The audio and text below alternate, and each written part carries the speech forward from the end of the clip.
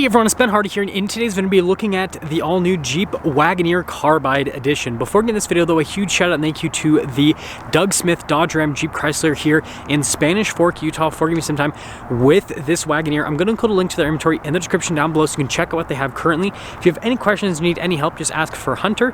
And then on a side note, if you want to save time and money the next time you purchase a car, link to my car buying guide in the description down below. Let's get right into it.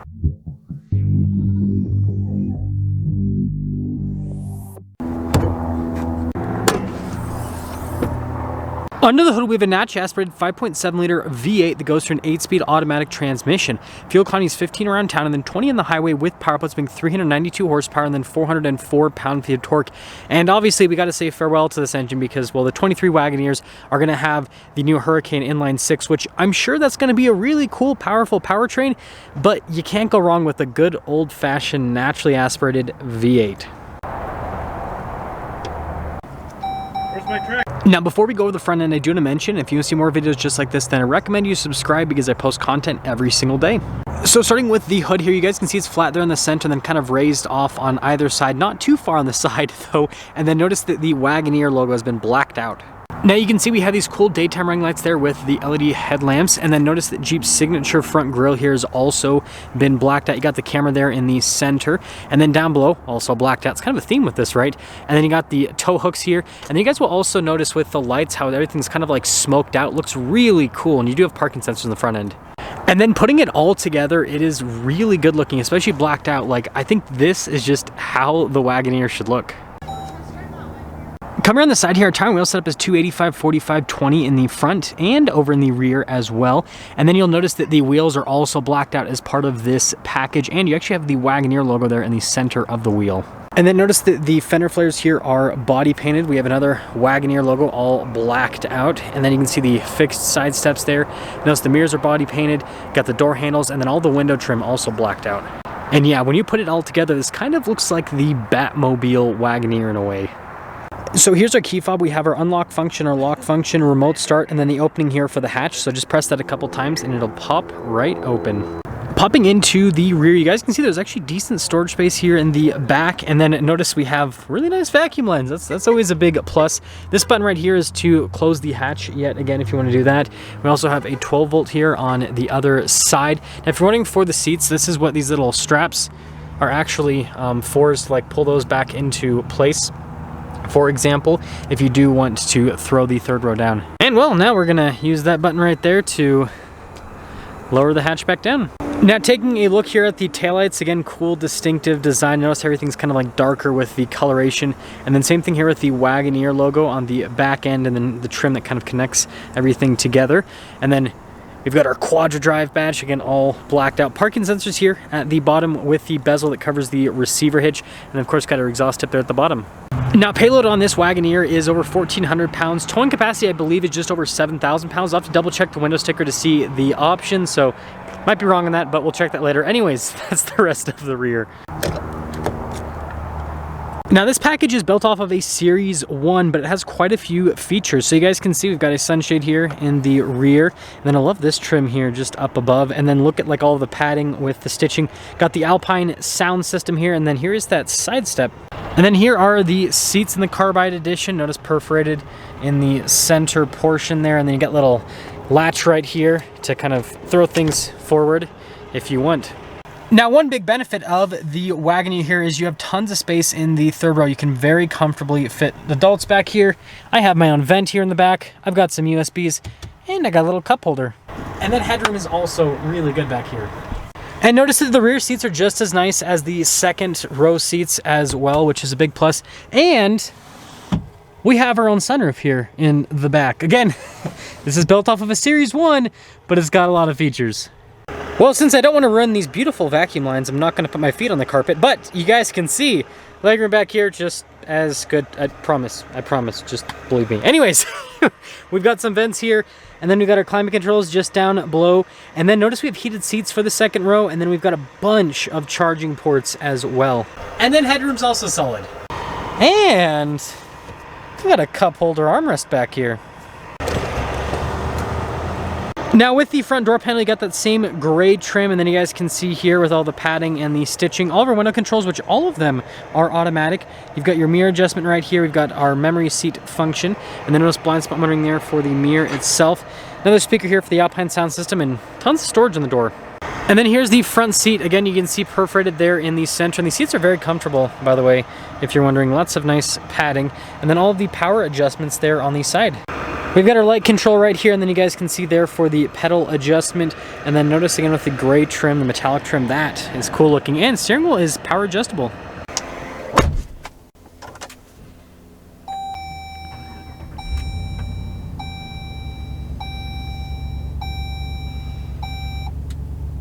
Starting with the steering wheel, we got really nice leather trim all around. You can see the stitching there in the center portion. We have our gear limiter function. We have regular cruise control as well as adaptive cruise control, and then got the Wagoneer logo front and center, which looks very nice.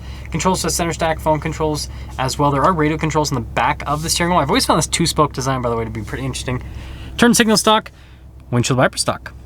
Now here is the center gauge cluster here. You guys can see that, well, we can scroll through some menus to see different bits of info on the vehicle itself. Pretty standard stuff, or it can just change how the gauge cluster looks. And it's cool that it shows the temperature so you guys can understand what we're going through right now in today's review.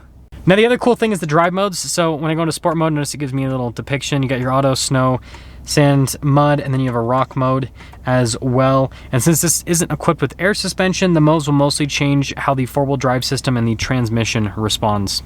Now in reverse, you guys can see this has the full 360 camera system, which is really cool. Got that zoom function as well, so nice luxury feature. Now the next thing to note is that you have heated and ventilated seats here in this Carbide Edition, dual zone climate here for the front. And notice you've got little controls here on the side for those as well. Now that's the rest of the infotainment system. Response time with the screen is actually pretty solid. You have a shortcut bar here at the bottom, which lets you scroll into the different menus. Nav screens always take forever to load up. There you go. But once it's loaded up, I mean, it works great. It's just the loading up process that definitely takes a while. Could also be that my fingers are cold and the screen's like, did he press it? Did he not press it? And I like how we have headrest folds for both rows so that you have the ability to smack every single person in the back of the head if they're annoying you while you drive the Wagoneer. That's awesome. And yes, in the 21st century, we still have analog controls for the volume and tuner button, which I think is really important. And then we've got our analog controls for the climate system down below as well. So this is what we're going to call the charging area, because we have a wireless phone charging pad. We've got some USBs, 12 volt, and it's under this little panel that's under the infotainment screen. Now we've got our drive mode select right here. This is for your four-wheel drive low, and then that is like your off-road cruise control. And you know, I know people like give dial shifters a bad rep, but like, I don't know, it feels nice, it looks pretty cool, and saves space in the interior. And then in front of this, you guys can see you've got stuff for the auto stop start, lane departure, the stability control, hazard lights. This has parking assist as well as parking sensors, and then you've got your tow haul mode as well. And then here is the cup holders, as you can see, and notice you got more of that gray trim. That's kind of a theme here. And then we've got the giant center console. I mean, this thing is cavernous. You could almost fit a person in there. It's pretty crazy. But you've got nice padding here on the top for the armrest function, and I don't think there we go. And then the dash has really nice padding all over. You guys can kind of see the stitching line right there, and then look at the gray trim down below, and then glove box. Well, it's a glove box lined with felt though. But yeah, really nice interior in terms of design. Now up top here, you guys can see you've got controls for the sunroof, and well, we have a panoramic up front, so everyone gets a sunroof in this Carbide Edition, which is pretty neat. So you can see this is the window sticker for the Carbide, again, built off of Series 1. So the base MSRP, $61,995, and then you can see all the standard equipment. Now the optional equipment is where things get exciting. So 22F, that's the Carbide appearance package, $54.95, but look at all of the stuff that you get with it, including that cool sunroof, and then obviously it just blacks everything out. So I think it's a cool package. I think it's definitely worth going for. And then notice we do have the convenience group on this. Yeah, these packages add up. And then this has the heavy duty trailer tow package. So I might be wrong on this. Let me know if I'm wrong in the comment section below, but I'm pretty sure that means that this has like closer to 10,000 pounds of towing capacity because it has the whole setup. Yeah, so electronic limited slip differential. I mean, I'd say that if you're going to get one of these, even if you're not going to tow with it, I still would actually get the heavy-duty trailer tow package because, you're getting the better four-wheel drive system, it looks like. 2-speed transfer case, Yeah, I would just get it, even if you're not going to tow with it. 392 rear end, it's going to make it feel faster too. Like, yeah. Anyways, total MSRP on this originally $75,130, 5-year 60,000 mile powertrain, 3-year 36,000 mile basic. And I mean, when you compare this to like a Grand Wagoneer, I understand the Grand Wagoneer has a nicer interior, but like this looks really cool and it has a lot of nice creature comforts and the interior is really nice. Like, it's looking like a bargain. I mean, like what, over 20, more than that. It's like 30-something thousand dollars less. That is crazy. So I just quickly want to summarize my thoughts with this Carbide Edition as I take it back to the parking space. So first off, I think this thing looks absolutely fantastic. Like, definitely one of the best looking Wagoneers I've ever seen. And I'll be honest, like, I like the new Wagoneer in terms of the interior and how it drives. I'm not a huge fan of the exterior styling here of the Wagoneer. Ooh, this transport truck's dropping stuff off. We got some more Rams coming here to Doug Smith. So if you're looking for some Ram trucks, looks like you just got a truckload. Haha, see what I did there.